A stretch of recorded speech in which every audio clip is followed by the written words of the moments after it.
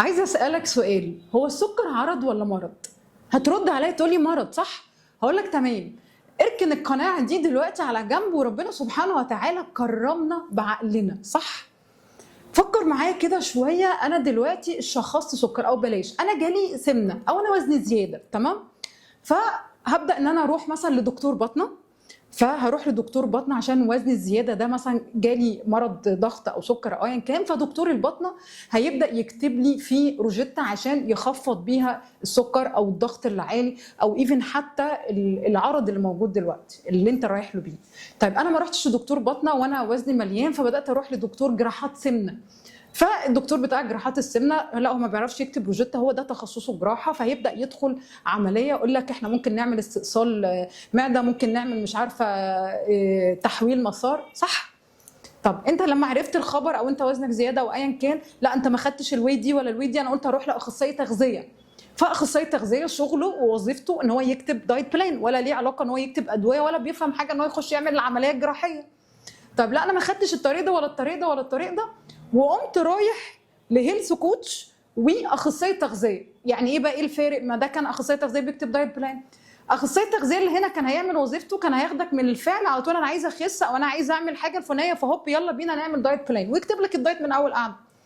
اما لما تروح تختار هيلث كوتش واخصائي تغذيه، هو لا، هو مش بيعمل كده، هو واحد فاهم سيكولوجيه بني ادمين، فاهم ان التغيير صعب، هيعمل دايت بلان ولكن ماتشنج معاك انت ومع استعدادك ومع حياتك وبيئتك ولا اخره. طب هو ليه مش هيكتب ادويه؟ ليه مش هيعمل جراحه؟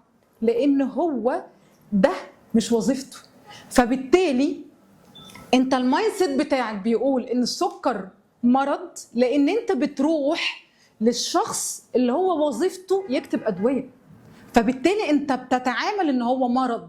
فبالتالي احنا بناخد الادويه علشان تتعامل مع السكر الزياده في الدم، مش عشان احل المقاومه اللي حصلت او ارجع الخلايا تاني.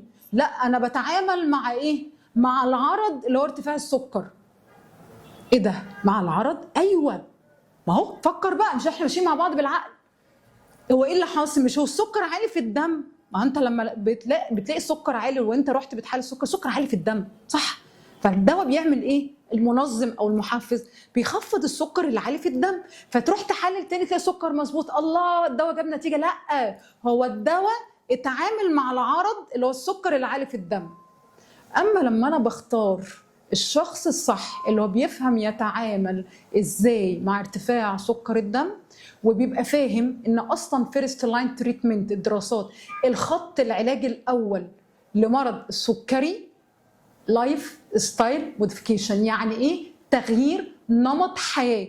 فلو انا رحت لجراح السمنه او رحت لاخصائي تغذيه او رحت لطبيب باطنه، مش هو ده الطريق، لان كل واحد ليه تخصصه. زي ما انا تخصصي كهيلث كوتش واخصائيه تغذيه ما اكتبش ادويه مش من صلاحياتي وما افهمش اعمل جراحه، انا تخصصي ان انا اغير سلوك بني ادم واتعامل مع الاعراض اللي احنا بنشوفها.